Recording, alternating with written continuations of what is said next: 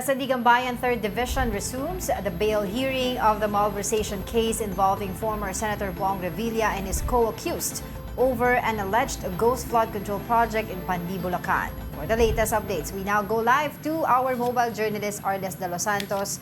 Arles, tell us what's Angela happening. at Diego, dalawang araw nga mula ng lumiban, no? Magkasunod na lumiban sa bail hearing si dating Senador Bong Revilla ay humarap na ito dito sa 3rd Division ng Sandigan Bayan para sa bail hearing ng kanyang kasong malversation na hawakan ng 3rd Division ng Anti-Graft Court. Kasama niya humarap ang kanyang mga kapwa-akusado mula sa 1st District Engineering ng Bulacan. Dito nga no, ay humarap ang testigo ng prosekusyon na si Vergel Nino Garcia na umunoy aid at driver ni dating DPWH Undersecretary Roberto Bernardo. At dito nga Angela at Diego no, ay lumalabas na tila malalim-lalim ang kwento kung paano nga umabot umano kay Revilla yung pera na umano'y kickback nga no, mula doon sa flood control project sa Pandi, Bulacan.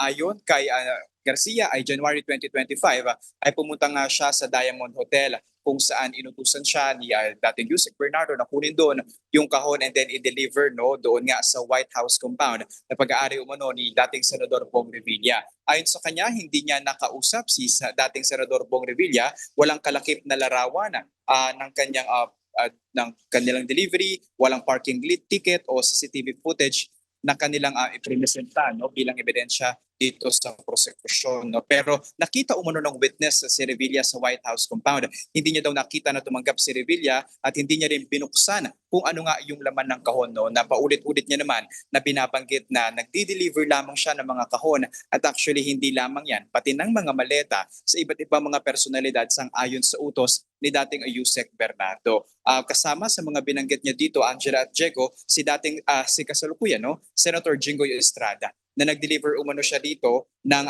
ilang beses din. No? Nag-deliver sa San Juan Building, particular sa Artiaga Building, isang beses kung saan nasa 12 mga kahon ang kanyang i-deliver. Paano niya raw nalaman na kay Senator Estrada ito? Sang-ayon muli sa utos ni dating Yusek Bernardo. And ganoon din, may delivery rin siya para kay dating opisyal ng pamahalaan na si Traique Olivar, gayon din kay Carlin Villa, gayon din kay dating Yusek at Catalina Cabral. At magkakaibang mga pagkakataon ito, may mga time na nasa paper bag yung pera, may mga time na nasa kahon yung pera, may mga time na nasa maleta. No? Pero again, hindi niya raw alam na pera yung laman noon at tinutusan lamang siya ni dating DPWH Undersecretary Roberto Bernardo na ngayon, Angela at Diego, ay hindi nakaharap sa nakatakda niya sanang pagtestigo dito sa bail hearing.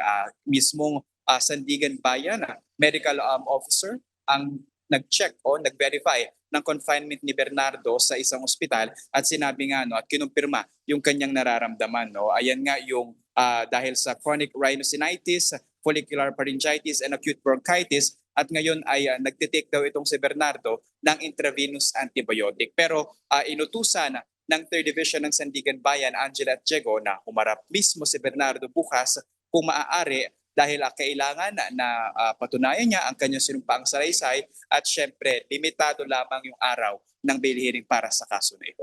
Oo, mabilis lang Arles, kailan ba yung magiging hearing naman ng actual case itself? Kasi ito, hearing lang to ng bail petition di ba? So kailan yung magiging actual hearing for the case? Wala pa tayong kumpirmadong petsa, Angela, kung kailan nga yung main hearing or yung main trial mismo. Kasi pagkatapos nitong bail hearing, magdedesisyon kung papayagan nga ba o hindi na pansamantalang makalaya si Revilla at yung mga kapwa-akusado nito. And then pagkatapos niyan ay ipepresenta na yung mga ebidensya bago mag-proceed doon sa full-blown trial. Alright, maraming salamat sa iyong updates, mobile journalist Arles de los Santos.